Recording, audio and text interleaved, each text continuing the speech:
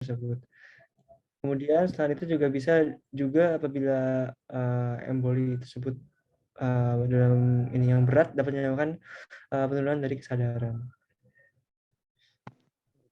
Adapun untuk stroke emboli sendiri dikatakan jarang terjadi pada sirkulasi posterior.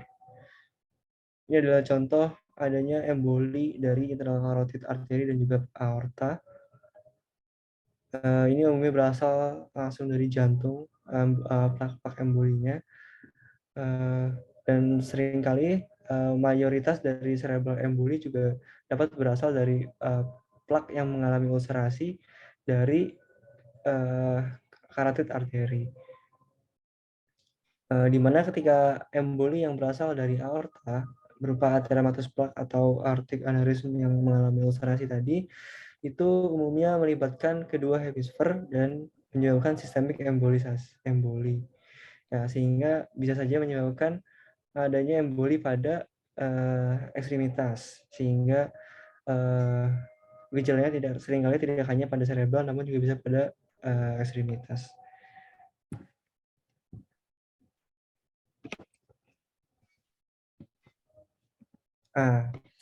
Juga adalah emboli yang disebabkan karena sumbernya berasal dari kardiak. Beberapa penyakit yang mendasari diantaranya adalah valvular heart disease, contohnya adalah rheumatic heart disease, contohnya mitral stenosis, yang seringkali disertai dengan atrial fibrillation ataupun adanya prolaps dari katup mitral.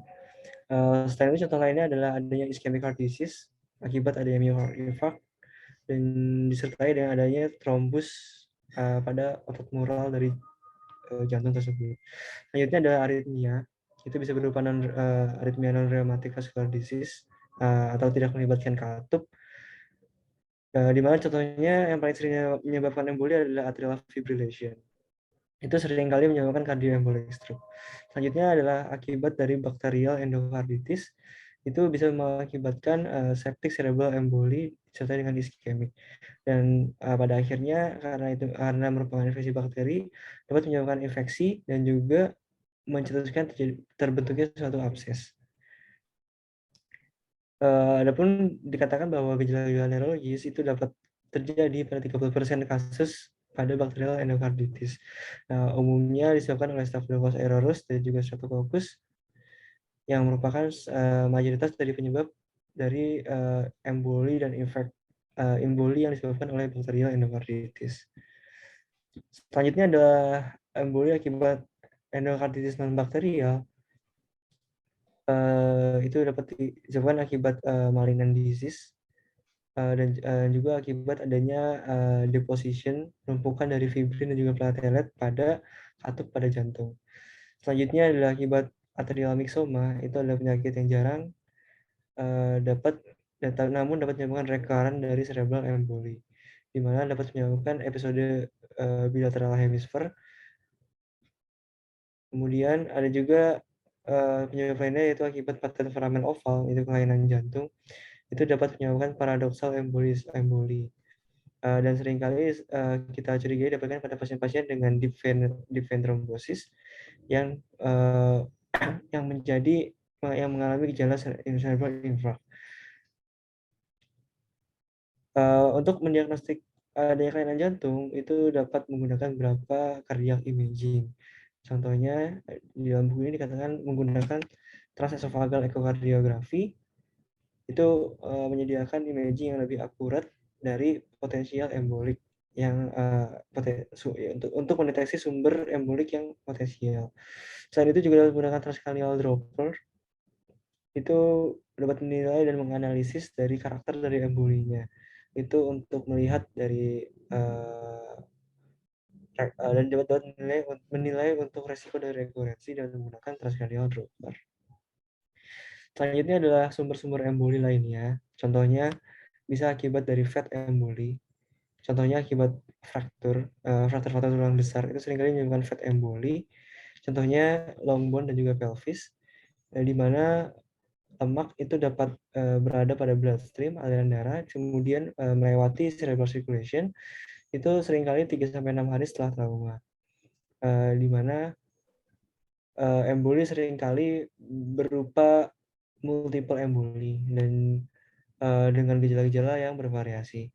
Selain itu bisa juga akibat air emboli, emboli akibat udara itu umumnya disebabkan akibat injury pada rongga dada ataupun pada leher ataupun setelah dari surgery pada organ-organ tersebut.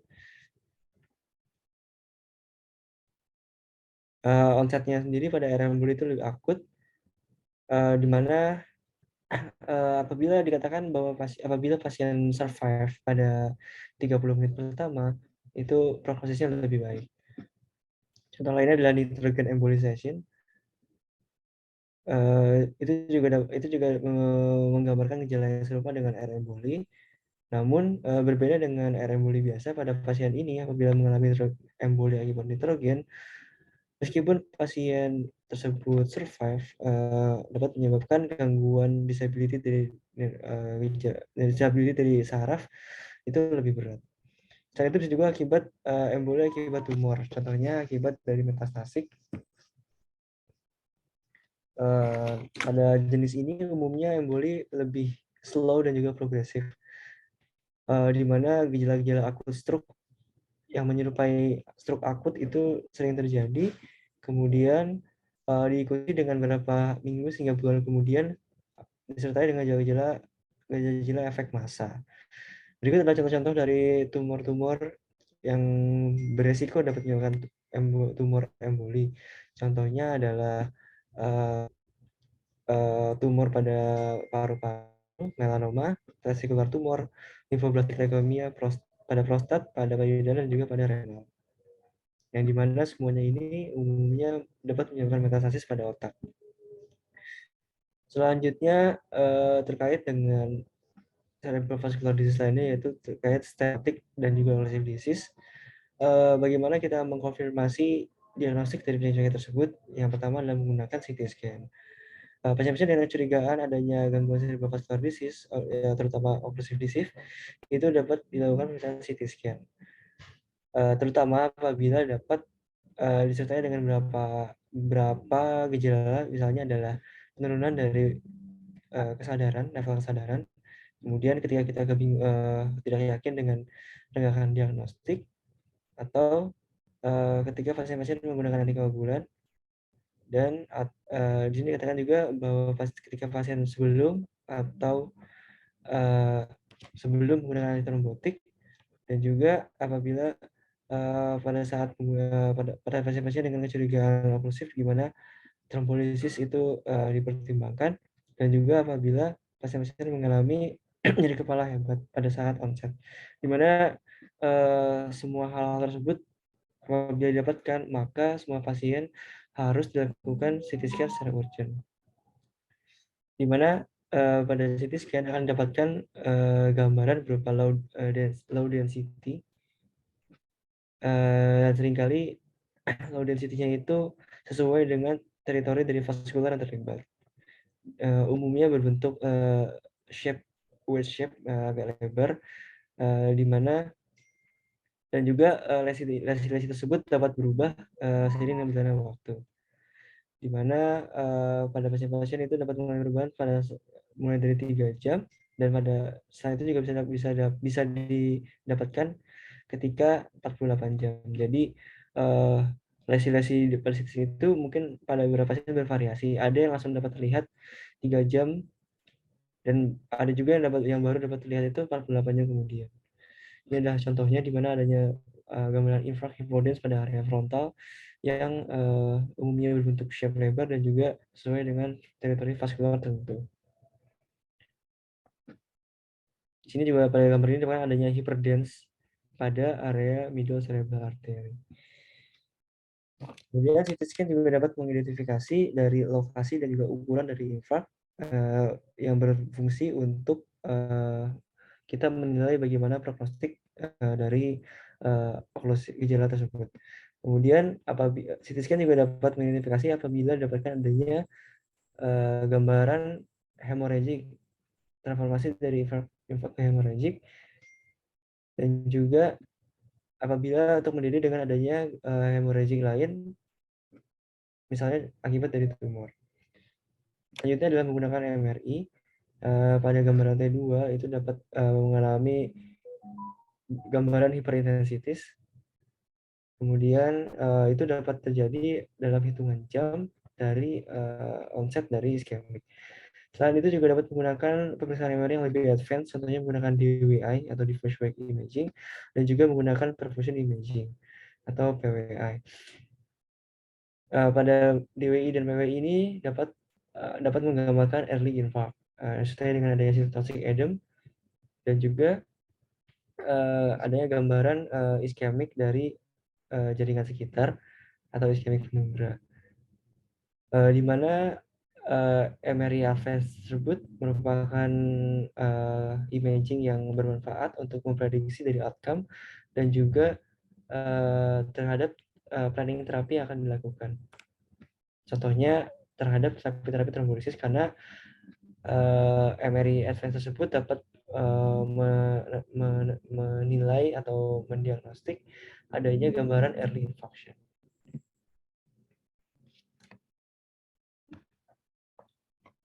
Nah, itu beberapa pemeriksaan lain yang dapat digunakan untuk menilai dari occlusive disease. Contohnya adalah menggunakan non-invasif.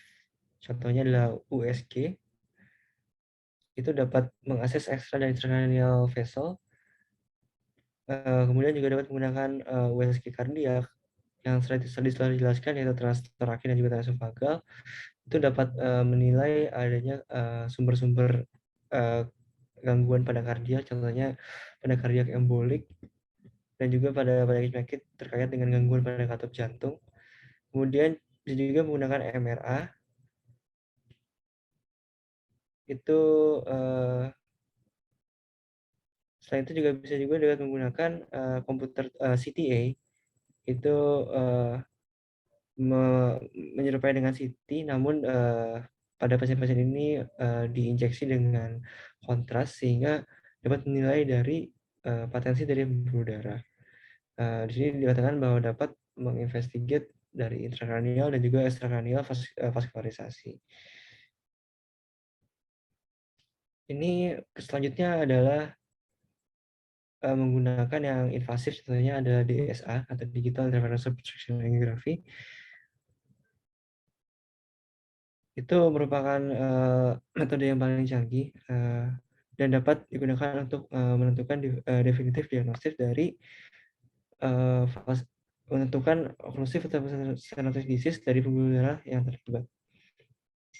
Berikut adalah beberapa indication untuk dilakukan angiografi pada pasien-pasien dengan anterior circulation TII atau minor stroke, dan di mana pemeriksaan non-invasif itu tidak dapat menilai atau mendiagnostik dari kelainan yang mendasari, sehingga itu memerlukan pemeriksaan angiografi. Selanjutnya adalah pada pasien-pasien dengan etiologi yang unusual atau yang uncommon, dan pada pemeriksaan non-invasif itu sulit untuk dinilai. Contohnya pada pasien-pasien dengan usia muda, di mana adanya cerebral vasculitis. Di sini ada contoh dari gambaran dari angiografi, adanya carotid stenosis. Selanjutnya mengidentifikasi faktor-faktor yang dapat mempengaruhi dari terapi dan juga dari outcome dari stenosis dan juga occlusive disease. Ya, selanjutnya, jadi terdapat beberapa pemeriksaan yang perlu kita lakukan. Yang pertama adalah pemeriksaan fisik, general investigation, kemudian adalah chest X-ray. Itu dapat menilai apakah adanya pembesaran dari jantung, untuk menilai apakah ada faktor risiko seperti hipertensi dan juga valvular heart disease. Selain itu juga kita perlu melakukan EKG untuk menilai adanya aritmia atau gambaran ventricular enlargement, dan juga untuk menilai adanya hipertensi ataupun resiko dari embolik. Kemudian juga untuk menilai adanya infak pada miokardial yang terkait dengan gejala embolik. Kemudian juga dapat menilai dari konduksi dari sinoatrial atau irama jantungnya untuk menilai terkait dengan kemungkinan risiko terjadi infeksi emboli. Selanjutnya kita juga perlu menilai glukosa untuk men-screening apakah pasien memiliki komorbid seperti diabetes. Kemudian juga kita perlu memeriksa serum lipid dan juga kolesterol untuk men-screening adanya hiperlipidemia. Kemudian untuk men-screening ada tidaknya vaskulitis atau collagen vascular disease atau gangguan-gangguan pada pembuluh darah lainnya, kita juga dapat melakukan pemeriksaan, contohnya autoantibody menggunakan urin analisis dan juga menggunakan pemeriksaan darah lengkap. Selain itu juga kita juga dapat melakukan pemeriksaan lain yang terkait dengan cerebrovascular disease lainnya terkait gangguan pada pembuluh darah. Contohnya kita menggunakan pemeriksaan VDRL untuk menilai neurosifilis. Kemudian juga kita perlu menilai proton beam time untuk menilai fungsi dari fungsi dari pembekuan darah dan juga memeriksa partial thromboplastin time. Selain itu juga kita perlu memeriksa ada atau tidaknya riwayat dari penggunaan obat-obatan, di mana karena beberapa obat dikatakan dapat berpengaruh terhadap kejadian dari cerebrovascular disease. Contohnya adalah oral kontrasepsi, obat-obatan amfetamin, dan juga opiat.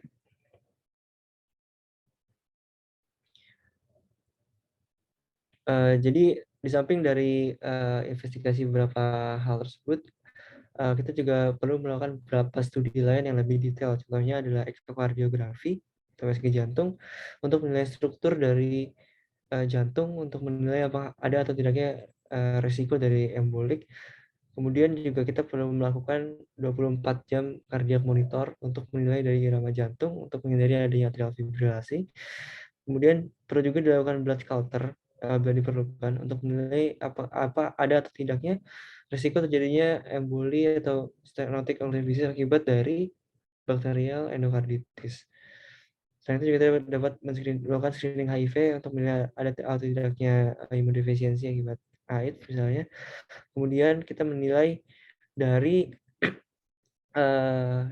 pemeriksaan lab darah untuk menilai ada tidaknya gangguan dari hematologis. Kita lihat dari bentukan dari sel darahnya ada atau tidaknya sickle cell, kemudian plasma erythropoiesis dan juga menilai dari viskositas dari darah. Selain itu juga pemeriksaan advance lainnya adalah contohnya anticardiolipin antibody dan juga muscle biopsi. Berikutnya adalah manajemen dari cerebral infarct pada akut stroke. Terutama kita perlu mengidentifikasi dari clinical history anamnesis, kemudian pemeriksaan fisik untuk membedakan antara infark dan juga hemorrhage. Kemudian ketika sudah dapat teridentifikasi, treatment harus segera dilakukan. Adapun beberapa tujuan dari treatment, yang pertama adalah rekanalisasi dari pembuluh darah yang teroklusi, kemudian mencegah progresi dari stroke yang terjadi, kemudian mencegah terjadinya komplikasi, kemudian mencegah terjadinya kejadian tambahan yang dapat berkembang, kemudian selanjutnya adalah rehabilitasi.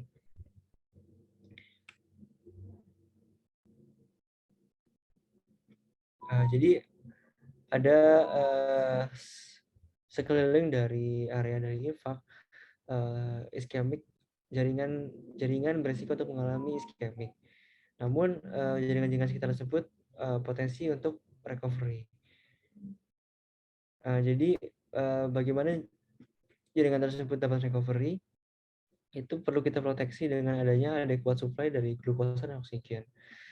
Jadi faktor-faktor yang mengaruhi supply dari glukosa dan oksigen perlu kita pertahankan, di mana kita perlu mempertahankan hidrasi dan juga oksigenasi untuk memaintain oksigen saturasi di atas 90%. Kemudian kita perlu mempertahankan dari blood pressure.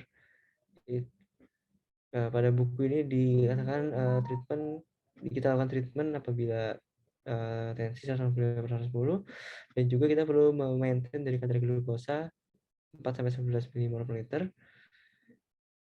Kemudian juga kita perlu melakukan treatment pada infeksi apabila didapatkan, terutama pada area dada, paru-paru, dan juga kita perlu Lakukan terapi apabila didapatkan adanya gangguan pada kardiak, contohnya pada gagal jantung dan juga disaritmia. Berikutnya adalah terapi trombolisis. Dapat digunakan intravenous recombinant T-cell plasminogen activator atau alteplase. Itu dapat digunakan dalam 3 jam pertama. Apabila di sini dikatakan di dalam 3 jam pada anterior circulation ischemic stroke, itu dikatakan dapat meningkatkan outcome. Meskipun pada penggunaan alteplase itu dapat meningkatkan risiko dari terjadinya iatrogenic intracranial hemorrhage. Sehingga pada pasien-pasien yang menggunakan alteplase tersebut itu merupakan suatu kandidat untuk pasien-pasien yang merupakan kandidat untuk dilakukan juga urgent assessment dan CT scan untuk menilai adanya untuk mengeksklusi adanya cerebral hemorrhage terutama akibat iatrogenic intracranial hemorrhage. Berikut adalah beberapa kontraindikasi dari pemberian trombolitik.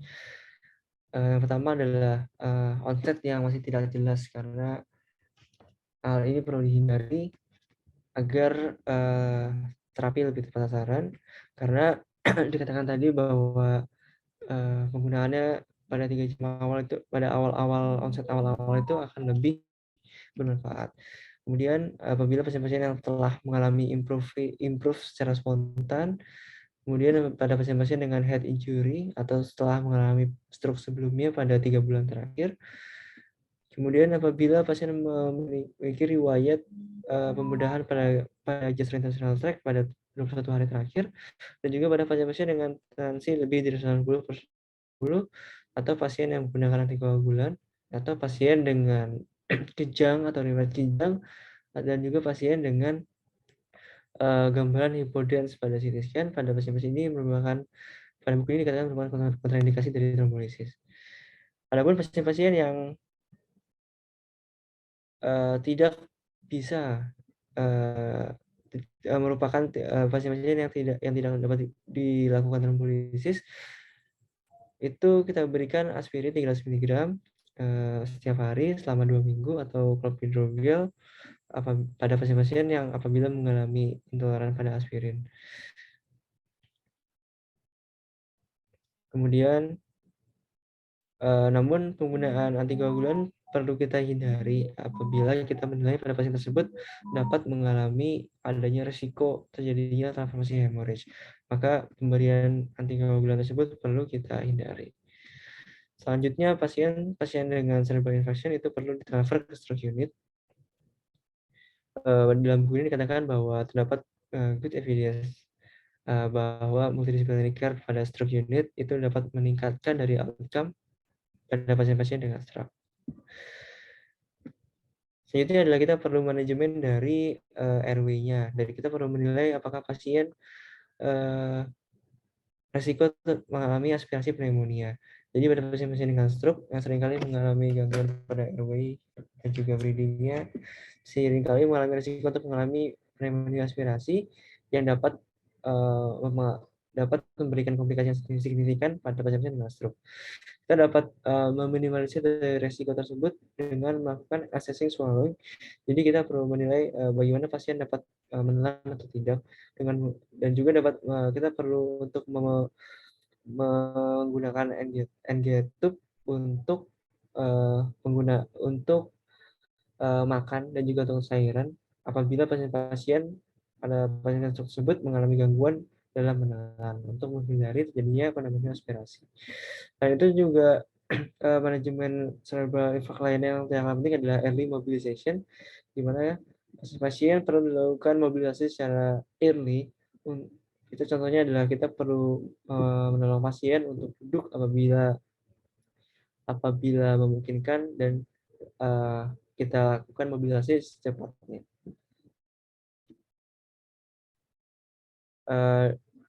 Selanjutnya adalah situasi lain di mana dapat dilakukan tindakan lebih lanjut pada pasien-pasien dengan infark. Contohnya adalah menggunakan dekompresi feminotomy, terutama pada pasien-pasien yang mengalami infark dalam area luas, contohnya pada area large middle cerebral artery yang mengalami masif cerebral edema dan juga resisten terhadap medical therapy, di mana sekali kompresi itu dapat save life dan juga dapat memberikan harapan pasien untuk recovery, untuk mengalami recovery. Selanjutnya intervensi lainnya contohnya adalah pasien-pasien yang mengalami cerebral infarct dan mengalami gangguan kesadaran pada 24 jam sampai 82 jam setelah stroke, terutama pada area posterior fossa yang berkaitan dengan hidrocephalus. Pada pasien-pasien ini itu dapat dikatakan dapat dilakukan posterior fossa decompression, di mana tindakan ini dapat merupakan tindakan life saving dan pada beberapa pasien dapat mengalami recovery yang baik. Selanjutnya ada prevention untuk terjadinya stroke di kemudian hari. Itu yang pertama adalah kontrol hipertensi, kemudian edukasi keluarga dan pasien untuk berhenti merokok, kemudian mengoreksi dari akuntabilitas dari kadar lipid dalam darah, kemudian kita berikan platelet antiagregasi drug, contohnya adalah aspirin, atau bisa juga digunakan di dimipiramidol atau clopidogrel. Kemudian kita perlu juga, apabila pasien mengalami embolik, kita juga dapat melakukan terapi pada sumber-sumber dari embolik, misalnya menggunakan antikoagulan pada pasien dengan atrial fibrillation. Kemudian kita juga perlu memperbaiki inflamasi apabila cerebral infarct ini disebabkan akibat inflamasi vascular disease. Kemudian kita juga perlu menilai apabila pasien mendapatkan obat-obatan yang dapat merupakan thrombogenic drug, perlu di stop, contohnya adalah oral contraception. Selanjutnya adalah TIA dan juga minor infarct management. Tujuannya adalah untuk mencegah terjadinya subsequent cerebral infarct. Yang pertama kita perlu menilai dari manakah vessel yang terlibat, apakah dari carotid territories carotid atau vertebrobasilar artery. Kemudian kita juga perlu memperbaiki predisposisi atau faktor-faktor resikonya. Kemudian kita perlu menilai juga dari mana sumbernya, contohnya pada extracranial vascular disease kita perlu menilai mempalpasi dari karotidnya, kemudian kita menilai pulsasi dari upper limb, auskultasi dari leher terutama pada bridge carotid, kemudian kita juga perlu menilai dari blood pressure pada kedua sisi, dan juga kita juga perlu melakukan pemeriksaan pada jantung. Di mana selanjutnya untuk treatmentnya kita perlu prevention dari secondary prevention, contohnya adalah edukasi untuk berhenti merokok, untuk kontrol diabetes, kemudian mengurangi kolesterol dan juga mengurangi tensi. Meskipun di sini dikatakan bahwa hal tersebut perlu dilakukan meskipun levelnya berada pada normal range, itu perlu tetap dikontrol untuk memprevent dari terjadinya cerebrovascular event yang lebih lanjut.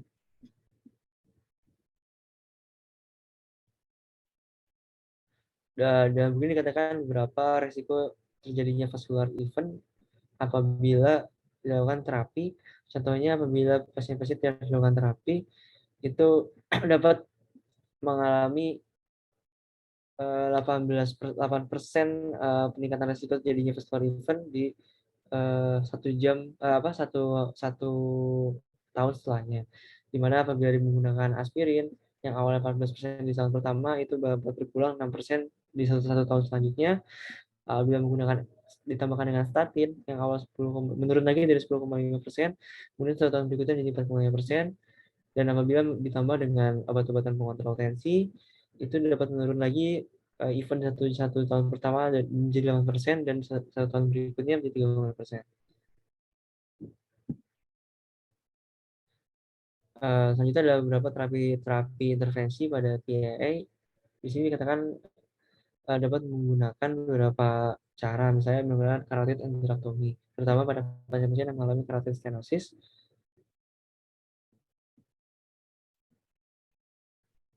itu mengalami manfaat dalam penggunaan karotid endarterectomy. Selanjutnya adalah hipertensi dan hubungannya dengan cerebrovascular disease.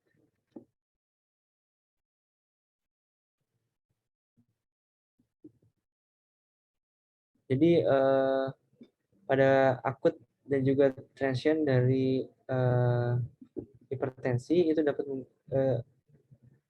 dan juga itu dapat memprinsipasi terjadinya severe hypertension, di mana peningkatan yang signifikan dari blood pressure akibat dari kelainan hipertensi dari berbagai macam penyebab atau hipertensi yang tidak terkontrol, contohnya pada glomerulonefritis atau pada eklampsia dan juga pada pleochromisitoma, itu dapat meningkatkan resiko dari cerebrovascular disease, di mana peningkatan dari tekanan darah itu dapat menyebabkan spasm dan juga force dilatation dan juga meningkatkan vascular permeabilitas, di mana ketiga hal ini dapat menyebabkan microinfarction, kemudian petechial hemorrhage dan juga edema. Di mana pada hipertensif cerebrovascular disease ada beberapa clinical feature, antaranya ada nyeri kepala dan juga confusion. Kemudian juga dapat keterangan disertai dengan kompulsi dan juga koma. Setelah itu adanya papillary edema dan juga hemorrhage itu juga dapat terkadang dapat ditemukan. Untuk diagnostik itu dapat menggunakan CT scan, itu dapat ditemukan adanya widespread white matter, low attenuation, and kemudian juga dapat digunakan MRI untuk menilai adanya peningkatan dari brain matter, itu untuk menilai ada atau tidaknya edema dan juga ischemic yang terjadi atau area-area hipoperfusi juga dapat dinilai menggunakan MRI SPECT. Untuk treatment sendiri tentunya adalah menurunkan dari blood pressure. Namun kita apabila menurunkan secara berlebihan itu dapat mengakibatkan retinal damage dan juga watershed infarction. Sehingga kita perlu menurunkan secara gradual. Contohnya adalah menggunakan obat-obatan antihipertensi secara intravenous yang dapat dikontrol, contohnya menggunakan nitroprusid atau hydralazine. Dan pada pasien-pasien dengan malignant hipertensi, contoh yang terutama akibat dari gangguan terkait renal, itu perlu dilakukan contohnya menggunakan reserve retinal dialysis.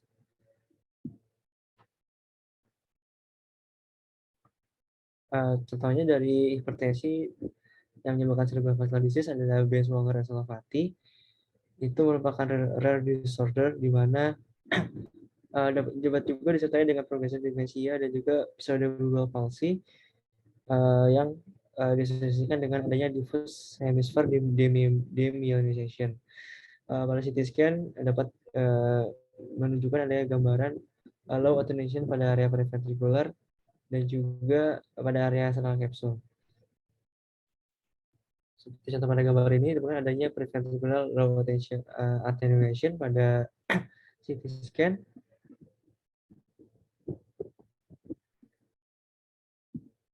Selanjutnya adalah gejala-gejala lain terkait dengan cerebrovascular disease yang disebabkan akibat non-ateroma. Contohnya adalah abnormalitas dari extracranial vessel. Contohnya akibat traumatik ataupun spontan dari diseksi arteri. Umumnya hal ini dapat terjadi pada pasien-pasien usia muda. Contohnya pada pasien-pasien yang mengalami Marfan syndrome itu dapat berisiko untuk mengalami spontan dissection, atau pasien-pasien dengan gangguan kolagen seperti Ehlers-Danlos syndrome. Selain itu juga kita perlu menilai apakah adanya faktor-faktor lain seperti adanya riwayat dari neck trauma. Meskipun trauma tersebut adalah minor, itu pada beberapa pasien dapat menimbulkan diseksi dari arteri. Selain itu juga mengapa kita perlu menilai adanya trauma, karena stenosis ataupun diseksi ini terkait dengan relasinya dengan cerebral artery, di mana hubungannya dengan cervical spine dan intervertebral foramina, kemudian atlantoaxial joint, dan juga occipital joint, sehingga apabila mengalami trauma pada area tersebut akan berisiko mengalami cedera pada vessel yang berada pada area tersebut, terutama pada area vertebral artery. Selain itu, carotid dissection juga dapat memiliki gejala klinis yang disertai, contohnya adalah disertai dengan adanya isolated corner syndrome ataupun adanya lower cranial nerve palsy. Untuk treatmentnya adalah menggunakan antikoagulan ataupun antiplatelet. Selanjutnya adalah beberapa contoh dari non-arteriomatous cerebrovascular disease lainnya adalah fibromuscular dysplasia. Kemudian adanya inflamasi dari vessel yang mengalami oklusi, mana infeksi pada struktur-struktur yang berdekatan dengan arteri karotid itu dapat menyebabkan inflamasi pada dinding pembuluh darah sehingga menyebabkan adanya secondary thrombosis. Contohnya pada anak-anak, infeksi pada area retropharyngeal fossa atau contohnya pada tonsillar infeksi itu dapat menyebabkan cerebral infarct ataupun meningitis. Selanjutnya adalah gangguan pembuluh darah lainnya, yaitu moya disease, di mana adanya bilateral oklusi pada karotid arteri dan juga pada sifonnya, kemudian diikuti dengan perkembangan dari hubungan antara collateral arteri dan juga arteriol pada area base dari brain.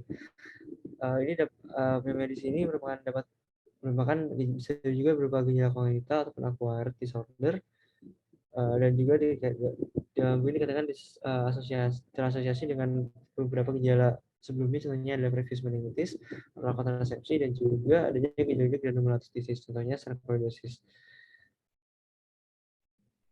Pada anak-anak bisa dapat mengalami gejala dengan alternatif hemiplegia dan pada dewasa dengan suprarrenal hemorrhage.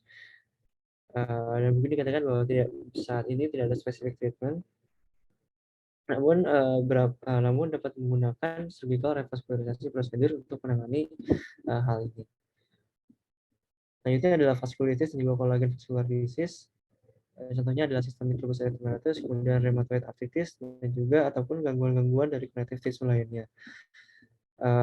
Pada vaskulitis itu bisa akibat dari vaskulitis yang terasosiasi dengan adanya gangguan connective tissue, akibat mikrofalangitis, akibat alergi, misalnya pada hypersensitif vaskulitis, kemudian pada beberapa sindrom lainnya, contohnya adalah Takayasu arthritis, kemudian isolated angitis dari central nervous system, ataupun giant cell arthritis atau temporal arthritis, dan juga akibat Church angitis. Di mana vaskulitis di atas ini dapat menyebabkan dari gejala dari disease pada vessel wall yang menyebabkan infarct ataupun hemorrhage. Di mana mekanisme dari gangguan pada vessel wall ini akibat adanya gangguan imun, di mana peningkatan dari IgG dan IgM kemudian mengalami gangguan terhadap respon terhadap antigen yang unspecified, itu membentuk antibody dan anticoagulant kompleks, kemudian mempengaruhi reticuloendothelial system sehingga dapat menyebabkan gap between endothelial cell pada pembuluh darah.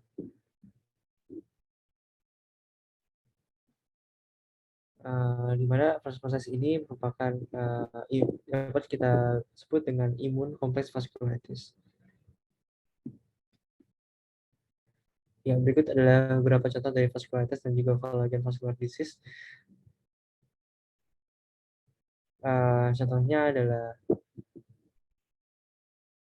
pada semua vaskulitis yang predominan pada large dan juga medium size vessel, kita perlu menggunakan angiografi untuk menegakkan diagnostik. Sedangkan pada MRI itu terdapat adanya bilateral cortical dan subcortical infarct, itu juga dapat sugestif dari adanya vaskulitis ataupun collagen vascular disease. Contohnya pada sistemik lupus erythematosus pada 70% itu mengalami adanya nervous system involvement dan mengalami beberapa manifestasi, di antara ada gangguan psikiatrik, demensia, seizure, hemiplegia, Dan juga adanya cranial nerve involvement, spinal stroke, dan juga gangguan involuntary movement. Adapun ada beberapa pemeriksaan yang perlu kita lakukan untuk menginvestigasi dari SLA ini adalah contohnya dari pemeriksaan darah menggunakan adanya terdapat elevated dari ESR dan CRP, kemudian melakukan pemeriksaan anates, kemudian adanya imunoglobulin yang meningkat, adanya serum komplement level yang menurun, dan juga adanya peningkatan prolong prothrombin time dan juga antibody pada 60% pasien. Selain itu, misalnya lainnya adalah menggunakan EEG dapat didapatkan adanya diffuse disturbance, kemudian menggunakan CT atau MRI dapat juga ada multiple small interventricular hemorrhage ataupun infak. Kemudian pada analisa LCS kita juga dapat melihat adanya peningkatan protein dan juga adanya peningkatan MN, dan pada angiografi itu juga dapat dilakukan untuk melihat adanya vasculitis dan juga terkait sistemik lupus erythematosus. Untuk treatment pada SLA itu menggunakan kortikosteroid. Selanjutnya adalah polyarthritis nodosa, di mana involvement dari nodule itu cukup common, yaitu sebanyak 60%, di mana small dan medium size dari arteri yang terlibat. Itu dapat mengalami gejala hemiplegia, kemudian intracranial hemorrhage apabila disebabkan akibat dari formasi aneurisma, kemudian mengalami spinal infarct ataupun pendarahan, kemudian juga dapat mengalami peripheral nerve involvement. Kemudian juga dapat mengalami apa yang disebut dengan Copeland syndrome, yaitu adanya interstitial keratitis, diffuse dan juga vertigo. Selain itu juga hipertensi dan juga renal involvement juga dapat umum terjadi. Adapun untuk pemeriksaannya, kita dapat melakukan pemeriksaan darah. Selain itu juga dapat melakukan biopsi, CT MRI, dan juga angiografi. Untuk terapinya, umumnya menggunakan terapi steroid dan juga imunosupresan terapi. Dikatakan dapat mengimprove dari outcome di mana 5 year survival sebesar 60%. Adapun dikatakan bahwa penggunaan plasmapheresis itu juga dapat successful pada kasus-kasus yang akut. Selanjutnya jenis-jenis disease lainnya adalah allergic angiitis, kemudian Takayasu disease, kemudian isolated angiitis of central nervous system, dan juga giant cell arteritis. Selanjutnya adalah Church-Strauss angiitis, kemudian granulomatosis vasculitis atau Wegener granulomatosis. Nah, selanjutnya adalah gangguan lainnya, yaitu DIC atau Disseminated Intravascular Coagulation. Umumnya itu merupakan konsekuensi dari beberapa hal, misalnya pada sepsis atau pada pregnancy atau pada malignancy, dan juga akibat dari reaksi imun. Ini di mana semua hal tersebut dapat mengakibatkan adanya akut intravascular coagulasi yang di mana platelet dan juga clotting factor itu dikonsumsi secara berlebihan. Dan hal ini dapat mengakibatkan adanya resiko untuk mengalami bleeding ataupun hemorrhage pada pembuluh darah, misalnya pada skin dan juga pada organ multiple organ, ya, including the nervous system. Jadi DIC juga dapat melibatkan neural involvement, sehingga ada beberapa gejala yang ditemukan, misalnya adalah mengalami diffuse focusing encephalopathy, adanya subarachnoid ataupun subdural hemorrhage. Adapun untuk diagnostik itu dapat dikonfirmasi dengan beberapa hal, yaitu misalnya dengan pemeriksaan darah itu dapat ditemukan adanya platelet count yang rendah, kemudian peningkatan dari prothrombin time, elevated dari fibrin degradation product, dan juga penurunan dari fibrinogen level. Adapun untuk terapinya itu dapat menggunakan heparin ataupun fresh frozen plasma atau vitamin K, dan juga kita perlu treatment dari underlying cause. Beberapa hal tadi, contohnya dari akibat dari sepsis, pregnancy, malignancy, dan juga immunosuppression, itu adalah underlying cause yang perlu kita treatment pada DIC. Selanjutnya gangguan lainnya adalah hemoglobinopathy, misalnya akibat sickle cell disease, di mana terjadi gangguan bentuk dari sel-sel darah. Pada sickle cell disease ini dapat melakukan treatment dengan menggunakan analgesik untuk nyeri, kemudian menggunakan oksigen terapi atau hiperbarik oksigen, kemudian juga dapat menggunakan exit transfusion, terutama apabila pasien-pasien mengalami gejala berat ataupun defisit progresif. Selanjutnya adalah anti-phospholipid antibody, di mana adanya IgG atau IgM antibody yang meningkatkan peluang APTT itu juga dapat menyebabkan asosiasi terhadap thrombotic stroke. Namun ini masih belum jelas. Contohnya sering kali didapatkan pada pasien-pasien dengan gangguan imun seperti sistem lupus erythematosus. Kemudian adalah yang lainnya adalah antitrombin 3, protein C, dan juga protein defisiensi yang dapat menyebabkan gangguan disease of the blood yang dapat menyebabkan cerebral vascular disease, di mana terjadi defisiensi pada faktor-faktor tersebut, antitrombin 3, protein C, dan protein S defisiensi. Itu dapat menyebabkan beberapa gejala, contohnya adalah result in deep vein thrombosis, pulmonary embolism, ataupun cerebral venous thrombosis. Selanjutnya adalah contoh lainnya adalah Forsythia vera, di mana adanya Hb yang berlebihan itu juga dapat meningkatkan viskositas sehingga dapat menurunkan dari cerebral blood flow dan meningkatkan tendensi untuk terjadi trombosis. Dapat mengalami gejala berupa headache, nyeri kepala, kemudian visual blurring dan juga vertigo. Kemudian juga dapat disertai dengan transient ischemic attack dan juga thrombotic cerebral infarct. Adapun untuk diagnostiknya dengan menggunakan pemeriksaan darah dinilai adanya peningkatan Hb dan juga PCV. Kemudian primary polycythemia itu dapat dikonfirmasi dengan adanya peningkatan dari red cell count, kemudian white blood count dan juga platelet count. Sedangkan pada secondary polycythemia vera umumnya dapat disebabkan akibat dari respiratory, renal, atau congenital heart disease. Untuk treatmentnya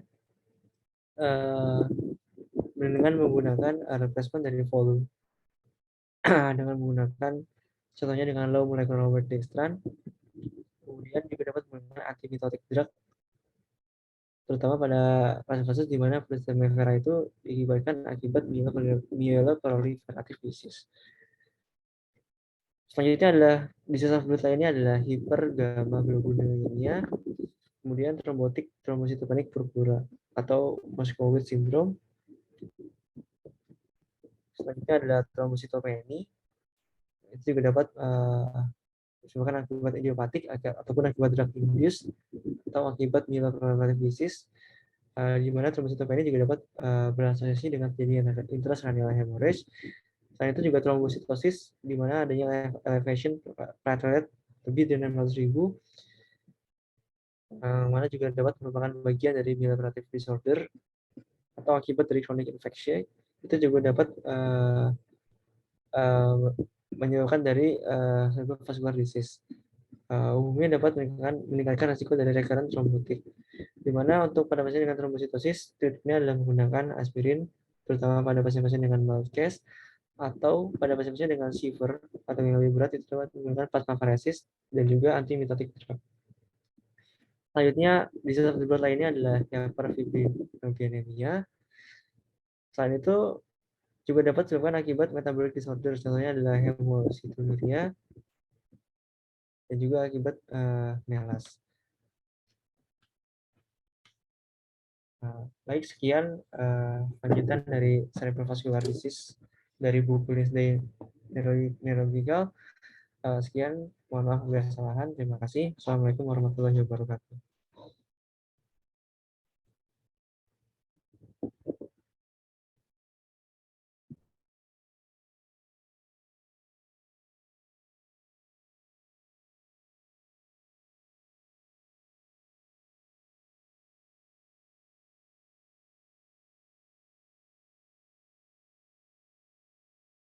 Terima kasih Dr. Ahmad Budiara Haji atas presentasinya. Selanjutnya kita masuk ke topik kita yang kedua, yaitu membahas dari buku Greenberg Handbook of Neurosurgery. Untuk presenternya selanjutnya adalah Dr. Vega Salagracia Pangaribuan. Waktu dan tempat kami persilahkan.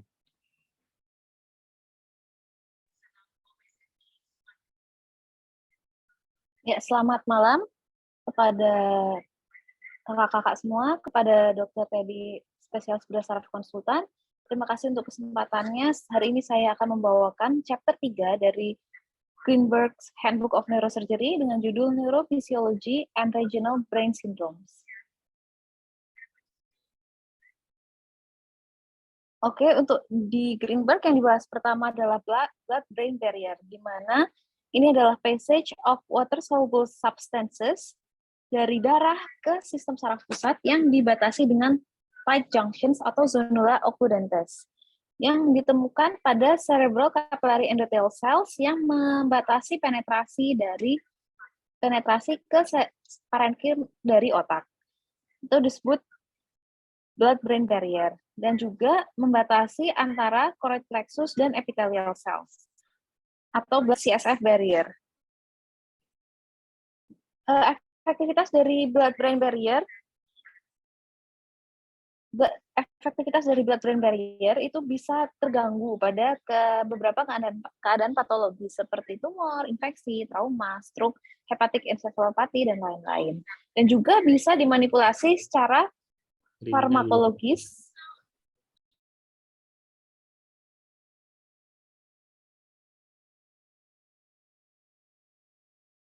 Share screen-nya belum terlihat.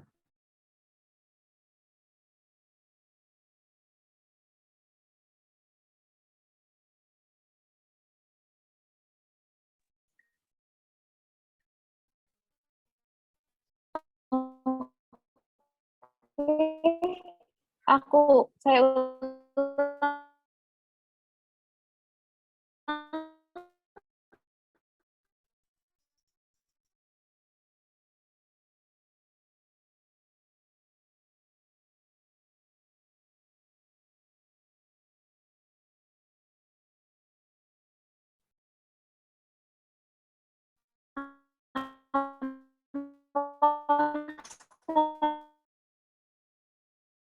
Masih belum terlihat.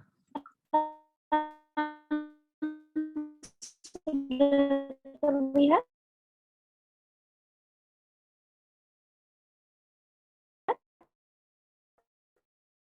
Apakah sekarang sudah terlihat? Give sebentar ya. Masih belum terlihat.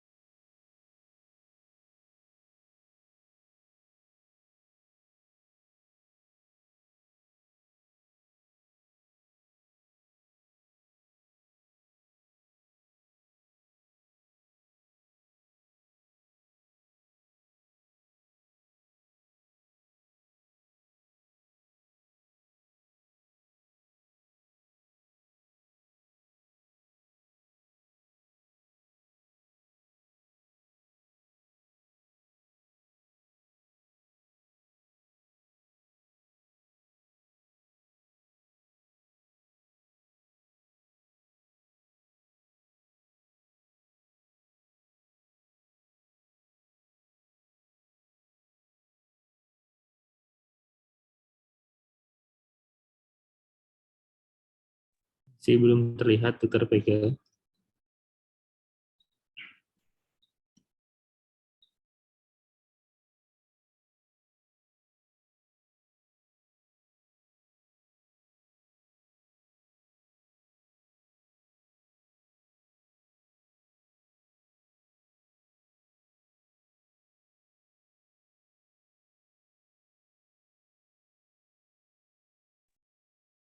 Oke, saya coba lagi.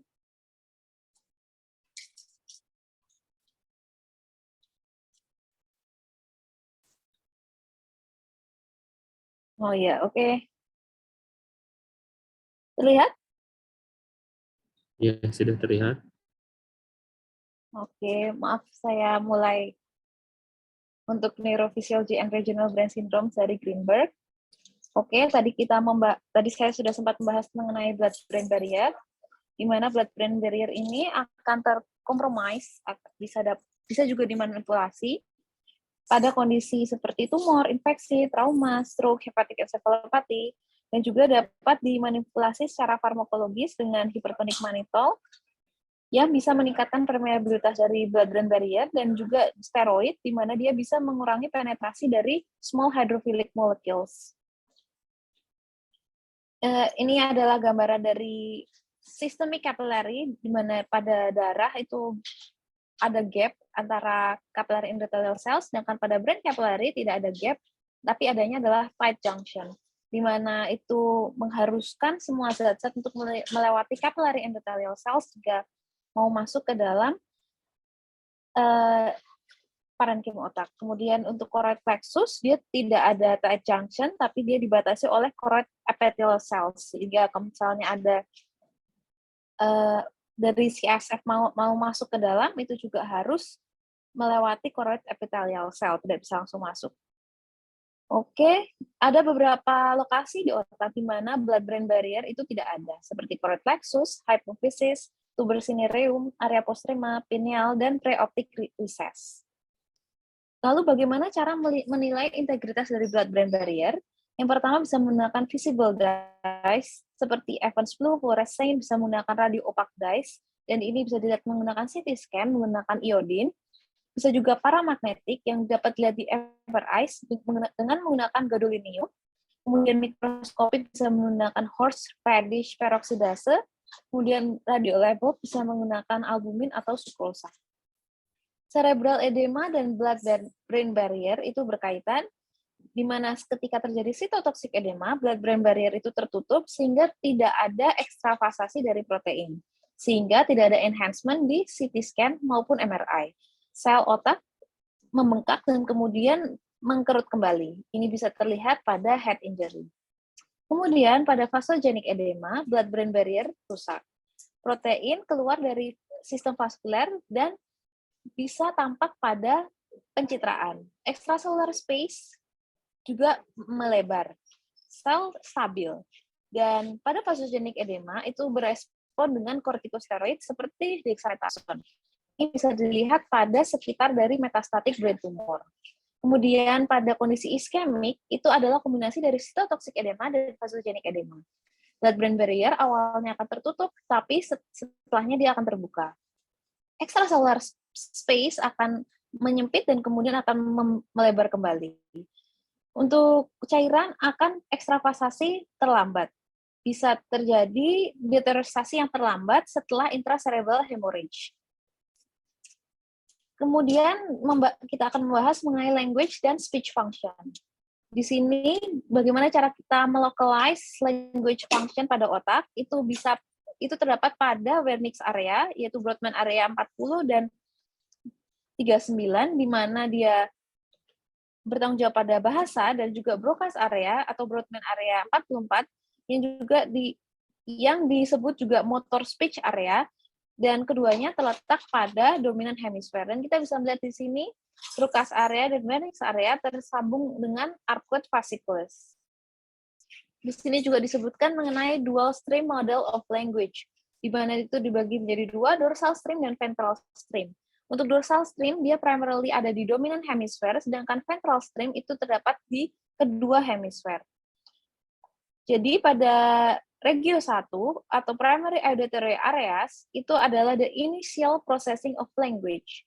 Kemudian akan lanjut ke ventral stream, di mana dia akan berlanjut dari regio 1 ke regio 2, yaitu anterior and middle temporal lobe, dan ini terlibat dalam speech recognition dan lexical concept. Kemudian dorsal stream akan memberikan phonological information ke motor area. Jadi dari 1 menuju ke regio 4, yaitu premotor cortex, dan juga regio 5 atau Broca's area. Kemudian regio 3 atau Wernicke's area, dan 4 dan 5 itu semuanya terlibat dalam dorsal stream processing. Jadi kita bisa melihat yang dorsal stream itu yang berwarna biru, dan ventral stream itu yang berwarna merah. Di sini juga membahas mengenai Babinski sign atau plantar reflex, di mana ini adalah suatu refleks primitif yang biasanya terdapat pada bayi baru lahir, yang merupakan ekstensi dari ibu jari, kaki, akibat dari stimulus yang diberikan kepada kaki. pada upper motor neuron lesion bisa juga terjadi gerakan fleksi yang berlebihan, namun sinergis, yang meliputi dorsifleksi dari ankle, fleksi dari lutut dan juga pinggang, dan juga hip, yang disebut juga triple flexor response, selain dari Babinski sign ini sendiri. Kemudian untuk neuroanatominya, the afferent limb of the reflex itu originate in the cutaneous receptors pada S1 dan juga akan travel proximally melewati nervus tibialis. Spinal cord segments yang terlibat pada reflex arc itu ada di L4 sampai L2. Sampai S2, the afferent limb to the two extensors akan melewati nervus peroneal. Kemudian, bagaimana cara mengelicit Babinski sign? Itu cara yang paling baik itu akan melibatkan stimulasi dari lateral plantar surface dan transfer up dalam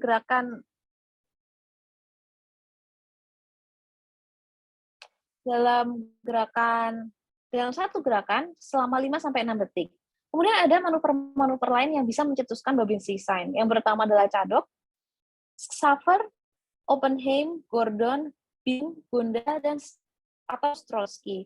Mana semua manuver-manuver ini tujuannya adalah untuk mengelicit plantar reflex. Untuk yang berikutnya adalah Hoffman sign. Jadi ini ditemukan oleh Johann Hoffmann, a German neurologist yang bekerja yang praktik di akhir tahun 1800-an. Dia juga menggambarkan adanya gangguan pada upper motor neuron, namun di upper extremities.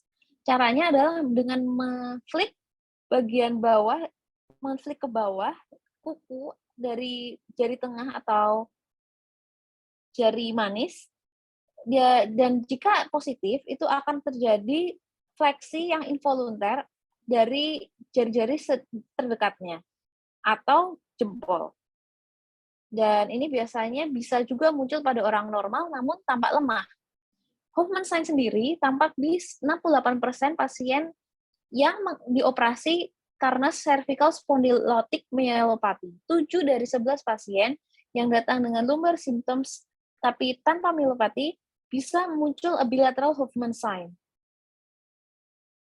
Dan Hoffman sign ini berasosiasi dengan occult cervical spinal cord compression in 10 of the patients, atau 91% of all the patients. The Hoffman test has sensitivity of 33 to 68, spesifitas 59-78%, PPV 26-62%, dan NPV 67-75%. Sehingga Hoffman sign itu memiliki predictive value yang rendah jika digunakan sebagai screening tool untuk cervical spondylotic myelopathy. Tapi keberadaannya bisa membuat kita mencurigai adanya myelopathy. Di Greenberg juga dibahas mengenai bladder neurophysiology, di mana primary coordinating center for bladder function itu berada di nucleus locus coeruleus of the pons. Jadi di sini center ini akan mensinkronisasi kontraksi bladder dengan relaksasi dari urethral sphincter ketika kencing. Voluntary cortical control yang menginhibisi dari refleks spontan itu berada di anteromedial portion dari frontal lobe dan juga di genu dari corpus callosum. Pada bladder yang uninhibited, misalnya pada bayi baru lahir, the pontine voiding center functions without cortical inhibition. Sehingga the detrusor muscle contracts when the bladder reaches a critical capacity. Jadi tidak dikontrol oleh orangnya sendiri, namun mengikuti refleks saja. Voluntary suppression from the cortex via the pyramidal tract may contract the external sphincter and may also inhibit detrusor contraction. Cortical lesions in this location atau di daerah yang menginhibisi si pontine reflex itu bisa menyebabkan urgency incontinence dengan ketidakmampuan untuk menahan refleks micturition itu sendiri. Efferent dari bladder itu akan berjalan di dorsal portion dari lateral column dari spinal cord. Jadi di sini adalah lokasi dari spinal cord bladder efferent. Untuk motor function dari bladder, itu ada 2 sphincter yang mencegah berjalannya urin dari bladder, yaitu internal, autonomic atau involuntary control, dan eksternal dengan striated muscle atau voluntary control. Yang pertama yang mengatur adalah parasimpatetik, di mana the detrusor muscle of the bladder contracts and the internal sphincter relax under PSM stimulation. Jadi parasimpatetik bertanggung jawab pada otot detrusor, kontraksi otot detrusor, dan juga relaksasi dari internal sphincter uretra. Dan ini terdapat preganglionic cell bodies-nya terdapat di intermediolateral gray of spinal cord segment S2 sampai S4. The fibers exit as the ventral nerve roots travel via pelvic splenic nerve atau nervi erigentes dan terminate on ganglia within the wall of the detrusor muscle in the body and the dome of the bladder. Nah, lokasi di sini itu bisa menjadi target dari anticholinergic medication atau injeksi botox. Jadi injeksi botox ini juga bisa menangani kelainan pada bladder atau incontinence. Kemudian simpatetik ini dia menstimulasi alpha-1 adrenergic receptor dan juga beta-3 adrenergic receptor. Alpha-1 adrenergic receptor jika distimulasi akan menyebabkan bladder neck closure yang menyebabkan pengisian dari bladder dan juga penyimpanan dari urin. Dan beta-3 adrenergic receptor itu akan menyebabkan detrusor smooth muscle relaxation sehingga bisa terjadi bladder filling. Kemudian untuk somatic nerve atau somatic voluntary control itu turun dari pyramidal tract untuk bersinaps di motor nerve S2, S4. Dan kemudian berjalan lewat nervus pudendus ke sphincter eksterna. Sphincter ini bisa secara voluntary contracted, tapi dia akan relaksasi secara refleks ketika adanya pembukaan dari internal sphincter saat awal dari mikturisi. Dan dia juga akan menahan kencing ketika adanya peningkatan dari tekanan vesika atau terjadi Valsalva manuver. Kemudian untuk sensori sendiri, itu stretch receptor yang bertanggung jawab di sini adalah myelinated A delta fibers dan unmyelinated C fibers, di mana dia akan berjalan melewati pelvic pudendal and hypogastric nerve ke spinal cord segment D10 sampai 2 dan S2 sampai 4. Kemudian masuk ke urinary bladder dysfunction, neurogenic bladder. Ketika bladder dysfunction itu disebabkan oleh gangguan pada central atau peripheral nervous system. Manifestasi klinisnya berbeda-beda tergantung dari lokasi lesinya. Yang pertama, itu adalah detrusor hiperrefleksia atau detrusor overactivity, di mana involuntary contraction of the detrusor muscle itu akan memunculkan sensasi urgency dan possible urge incontinence. Kemudian detrusor sphincter dysynergia, jadi adanya detrusor contraction dengan inappropriate activation of the external uretral sphincter. Kemudian ada juga detrusor arefleksia, di mana tidak ada bladder tone, di mana terjadinya inabilitas untuk kontraksi, untuk memulai mikturisi. Kemudian ada beberapa injury yang spesifik ke bladder. Yang pertama adalah supraspinal, lesions above the brainstem, atau loss of centrally mediated inhibition of the pontine voiding reflex. Inhibition dari mikturisi itu hilang, seperti yang disebutkan di awal. Gejalanya adalah urinary frequency atau urgency incontinence, dan nocturia. Jadi orangnya sama sekali tidak bisa menahan pipisnya. Yang kedua adalah complete or near complete spinal cord lesions. The first one is suprasacral atau lesion above the S2 spinal cord level, di mana letaknya itu T12 atau L1 vertebral body level pada orang dewasa. Pada awal spinal cord injury, itu akan terjadi spinal shock, di mana saat spinal shock, bladder akan terjadi uncontraktil dan arefleksik, atau terjadi detrusor arefleksia. The sphincter tone biasanya akan tetap dan pasti akan terjadi urinary retention. Setelah spinal shock-nya hilang, pasien akan mengalami detrusor hiperrefleksia. Jadi malah detrusornya kencing terus-menerus, kontraksi terus-menerus. Kemudian ada infrasacral lesion, di mana lesionnya terjadi di bawah dari S2 spinal cord level. Itu meliputi injury pada conus medullaris, cauda equina, dan juga peripheral nerve. Dapat terjadi apa? Detrusor arefleksia. Dan pasien tidak memiliki voluntary atau involuntary bladder contraction. Sehingga terjadi apa? Overflow incontinence. Dan ini juga berkaitan dengan hilangnya bulbar cavernous reflex dan anal wing reflexes. Beberapa injury lain yang akan mempengaruhi dari fungsi bladder itu bisa herniated lumbar disc, spinal stenosis, cauda equina syndrome, peripheral neuropathies, neurospinal dystrophism, multiple sclerosis, dan tethered cord. Urinary retention sendiri bisa disebabkan oleh beberapa hal. Yang pertama adalah bladder outlet obstruction, detrusor arefleksia atau hipotonia, dan postoperative urinary retention. Kemudian bagaimana cara menangani bladder dysfunction ini secara farmakologis? Yang pertama bisa menggunakan muscarinic anticholinergic. Bladder contraction itu diproduksi oleh stimulasi dari acetylcholine mediated ke postganglionid parasimpatetic muscarinic cholinergic receptor pada bladder smooth muscle. Sehingga anticholinergic akan berikatan dengan M2 dan M3 choline receptor dan akhirnya mencegah stimulasi dari micturition. Ini akan meningkatkan kapasitas bladder sampai 50 cc dan mengurangi tekanan bladder storage sampai 15 cm H2O. Muscarinic anticholinergic adalah fondasi dari penanganan neurogenic bladder. Kemudian yang berikutnya adalah alpha blocker. Alpha adrenoreseptor antagonis akan memblok alpha 1 reseptor pada bladder neck yang akan menghasilkan relaksasi dari smooth muscle dan mengurangi bladder outlet resistance. Sehingga ini akan meningkatkan bladder compliance dan juga mengurangi tekanan dari storage pada pasien dengan neurogenic bladder. Yang berikutnya adalah Botox. Jadi Botox itu akan menginhibisi dari acetylcholine exositosis dari parasimpatetic postganglionic nerve ke M2, reseptor M2 dan M3 dari detrusor.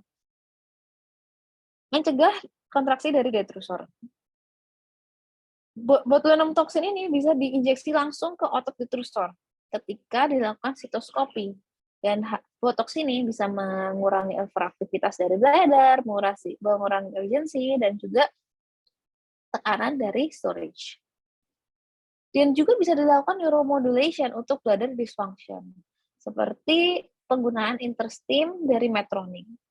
Ini bisa diberikan pada pasien-pasien yang memiliki urinary urgency yang refraktor, frekuensi urge incontinence, non-obstructive urinary retention, dan juga fecal incontinence. Ini bisa menjadi suatu pilihan. Kemudian bladder management setelah acute urinary retention. Jadi pada pasien bedah saraf mungkin yang awalnya mengalami acute urinary retention, kita harus melakukan early bladder management sehingga bladder tidak terjadi overdistensi dan juga tidak terjadi kerusakan permanen pada detrusor. Kemudian kita juga bisa melakukan intermittent catheterization. Jika bisa dilakukan, menggunakan indwelling catheter untuk mendrain bladder dengan bowl kurang dari 400 cc setiap kalinya. Bisa juga dengan memulai alpha blocker dengan tamsulosin atau melakukan urology consultation untuk long-term follow-up and bladder management. Kemudian kita masuk ke regional brain syndromes. Yang pertama, kita harus memahami dulu, Pak, jika terjadi kerusakan pada frontal lobe, dan itu adalah kerusakan yang unilateral, itu akan menghasilkan beberapa clinical findings. Hanya beberapa clinical findings, kecuali dengan lesi yang sangat besar. Kemudian, pasien juga bisa tampil dengan apati atau abulia. Kemudian, the frontal eye field, yang lokasinya berada di posterior frontal lobe, itu kemudian juga bisa, jika terjadi destruksi lesi, itu akan menghalangi gaze ke contralateral side, sehingga patient melihat sisi dari lesi. Di mana irritative lesion pada lokasi ini akan menyebabkan center activate dan menyebabkan contralateral gaze. Patient looks away from the site of the lesion.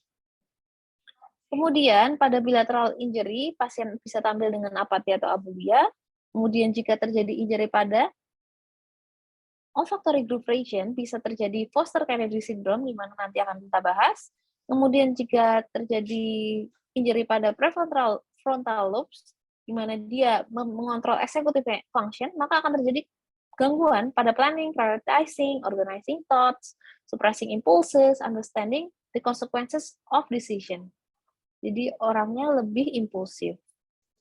Kemudian pada lobus parietal, pada sisi manapun itu bisa menyebabkan cortical sensory syndrome, sensory extension, contralateral homonymous hemianopia, dan contralateral neglect. Pada dominan parietal lobe lesion itu bisa menyebabkan language disorder atau aphasia, bisa juga menyebabkan Gertzmann syndrome, bisa juga menyebabkan bilateral astereognosis. Kemudian di non-dominan parietal lobe lesion itu bisa, jika terjadi kerusakan, bisa terjadi topographic memory loss, anosognosia, dan juga dressing apraxia. Jika terjadi gangguan pada occipital lobe bisa terjadi homonymous hemianopsia, ada terjadi kerusakan pada cerebellum. Jika terjadi kerusakannya pada cerebellar hemisphere, itu bisa menyebabkan atraksia dari ekstremitas ipsilateral. Dan jika terjadi kerusakan pada cerebellar vernix, yang terjadi adalah atraksia trunkal. Pada brainstem, biasanya jika ada kerusakan pada brainstem, biasanya akan terjadi campuran dari defisit nervus cranialis dan juga gangguan dari long track findings. Kemudian jika ada lesi, ada gangguan pada pineal region, itu bisa menyebabkan Parinaud syndrome. Kita masuk ke parietal lobe syndrome. Jadi parietal lobe terletak di belakang dari central sulcus, di atas dari Sylvian fissure, yang merging posteriorly into the occipital lobe. Kemudian untuk neurofisiologinya, pada semua sisi, the anteroparietal cortex organize tactile percepts and integrates with visual and auditory sensation untuk menimbulkan awareness dari tubuh dan relasi spasial. Untuk parietal lobe yang dominant side, biasanya kiri, di 97% dari semua orang dewasa, itu bertanggung jawab untuk memahami bahasa seperti cross-modal matching, auditory visual, visual taktil, dan juga disfasia bisa ada pada lesi di lobus yang dominan. Kemudian pada non-dominan, biasanya pada sisi kanan, dia biasanya bertanggung jawab untuk integrate visual and proprioceptive sensation yang membuat kita bisa memanipulasi tubuh atau objek dan juga aktivitas konstruksional lainnya. Clinical syndrome dari parietal lobe disease itu apa? Yang pertama, pada unilateral parietal lobe disease itu bisa terjadi cortical sensory syndrome dan sensory extinction. Bahkan pada lesi yang besar itu bisa menyebabkan hemianestesia. Yang kedua, congenital injury pada parietal lobe itu bisa menyebabkan mild hemiparesis dan juga contralateral muscle atrophy.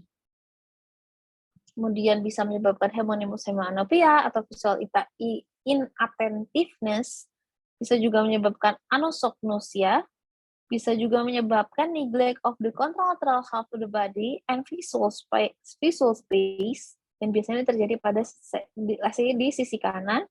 Kemudian bisa juga terjadi abolition of optokinetics nystagmus to one side. Additional effect dari dominan parietal lobe lesion, yang pertama adalah language disorder atau aphasia, kemudian speech related atau verbally mediated function, seperti cross-modal matching, pasien mengerti spoken words dan bisa membaca juga, tapi dia tidak bisa memahami kalimat dengan elements of relationship. Kemudian bisa juga muncul Gertzmann syndrome, di mana Gertzmann syndrome itu meliputi agraphia tanpa aleksia, pasien bisa menulis, pasien tidak bisa menulis tapi masih bisa membaca, left and right confusion, kemudian dia terjadi juga digit agnosia, dia tidak bisa mengenali jari, dan juga bisa terjadi akalkulia. Yang berikutnya bisa terjadi tactile agnosia atau bilateral astereognosis, bisa juga terjadi bilateral ideomotor apraksia. tidak bisanya meng-carry out verbal commands untuk aktivitas yang seharusnya bisa dilakukan secara spontan dengan mudah. Additional effect of non-dominant parietal lobe lesion itu bisa terjadi topographic memory loss, anosognosia, dan dressing apraxia. Kemudian kita masuk ke cortical sensory syndrome. Lesions dari postcentral gyrus, terutama area yang maps to hand. Jadi bisa terjadi sensor defisit, misalnya tidak hilangnya sense dari posisi atau passive movement sense, tidak bisanya inability to localize tactile, thermal, and noxious stimuli, terjadi astereognosis, tidak bisa menilai ukuran objek, tidak bisa menilai bentuk objek, tidak bisa mengidentifikasi objek hanya dengan sentuhan. Bisa juga terjadi agrafestesia, di mana tidak bisa menginterpretasi angka yang ditulis di tangan. Dan juga hilangnya two-point discrimination. Dan di sini ada preserved sensation seperti pain, touch, pressure, vibration, and temperature. Feature-feature lain seperti easy fatigability of sensory perceptions, difficulty distinguishing simultaneous stimulations, prolongation of superficial pain with hyperpathia, and touch hallucinations. Yang berikutnya adalah Anton Babinski syndrome, a unilateral asomatognosia. Ini biasanya lebih sering terjadi pada lesi-lesi yang non-dominan di parietal, karena it may be obscured by the aphasia that occurs with dominant left-sided lesion. Yang pertama, anosognosia, indifference atau unawareness of deficit. Jadi pasien tidak mau mengakui bahwa dia memiliki ekstremitas yang misalnya paralisis. Kemudian adanya apati, tidak peduli dengan kegagalan, adanya juga alokeiria, one-sided stimuli perceived contralaterally, jadi stimulus dari sisi lain malah diterima di sisi kontralateralnya, adanya dressing apraxia, dia neglect one side of the body ketika berpakaian atau ketika menyiapkan diri.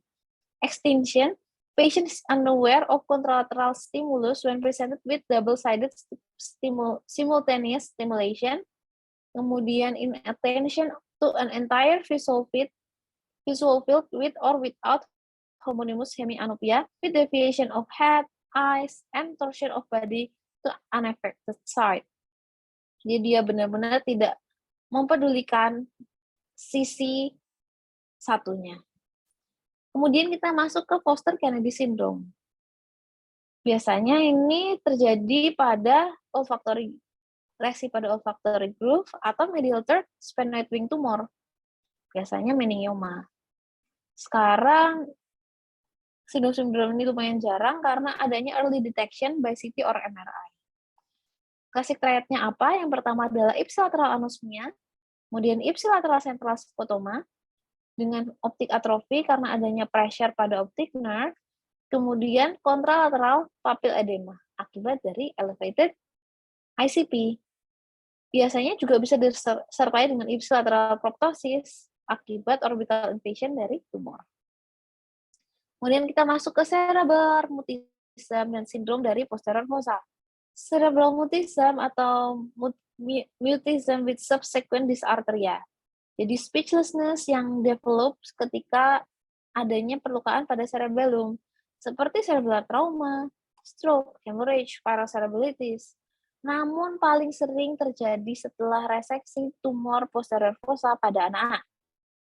Awalnya akan membaik, namun tidak akan pernah kembali seperti normal. Bagian anatomis dari sindrom ini masih belum didefinisikan secara umum. Cerebellar mutism bisa terjadi sendiri atau bagian dari global syndrome lainnya yang melibatkan dari posterior fossa.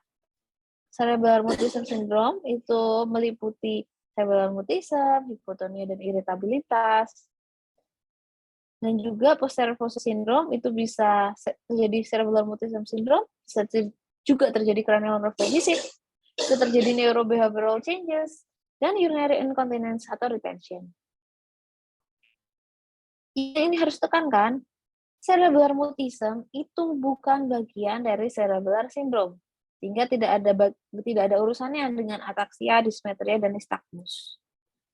Kemudian sindrom-sindrom yang berkaitan dengan brainstem yang pertama adalah Weber syndrome. Cranial nerve 3 palsy with contralateral hemiparesis. Bisa terjadi pada lacunar stroke. Terjadi third nerve palsies dari parenchymal lesions and maybe relatively pupil sparing. Jadi cranial nerve 3 palsy yang bersamaan dengan hemiparesis yang kontralateral. Selanjutnya, Benedict syndrome. Dia similar dengan Weber's, tapi adanya lesi di red nucleus dari cranial nerve 3. Dan juga disertai dengan contralateral hemiparesis tanpa tangan, which except arm, which has hyperkinesia, ataxia, and coarse intention tremor. Untuk Benedict syndrome sendiri, ini terjadi di midbrain tegmentum involving red nucleus, brachium conjunctivum, and fascicles of the third. Kemudian ada juga Millard-Gubler syndrome, facial and abducens nerve palsy, in additional to contralateral hemiplegia from lesion in base of bones. Kita masuk lagi ke Parenal syndrome atau dorsal midbrain syndrome atau pretectal syndrome. As originally described, a supranuclear paralysis of the vertical gaze resulting from damage to the mesencephalon. Ada beberapa deskripsi dari sindrom ini. Namun umumnya dia akan meliputi yang pertama adalah supranuclear upward gaze palsy. Upward gaze palsy affecting both voluntary saccadic and pursuit movements with preservation of vestibulo-ocular and oculocephalic reflexes in most cases. Horizontal eye movements are spared. Kemudian ada lid retraction atau Collier signs. Jadi upward gaze palsy ditambah lid retraksi akan menghasilkan setting sun sign. Kemudian ada juga convergence palsy.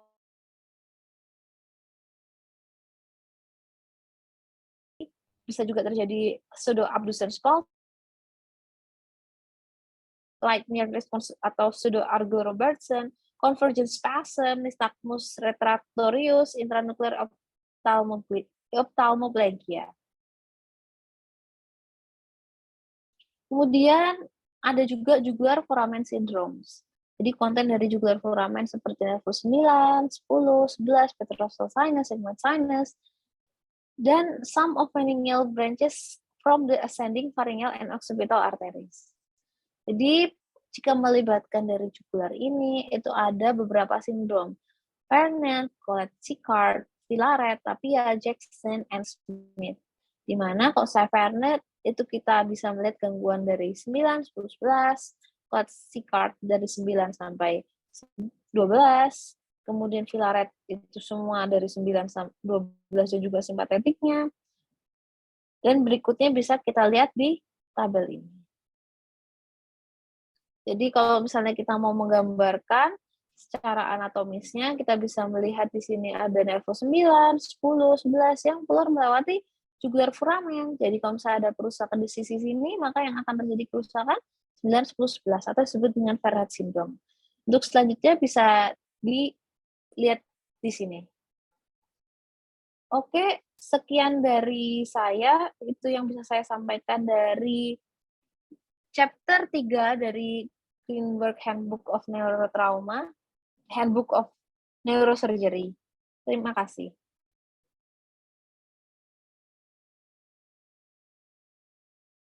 Terima kasih Dr. Vega atas presentasinya. Semoga ilmu yang kita dapat malam ini bermanfaat untuk seluruh peserta yang hadir.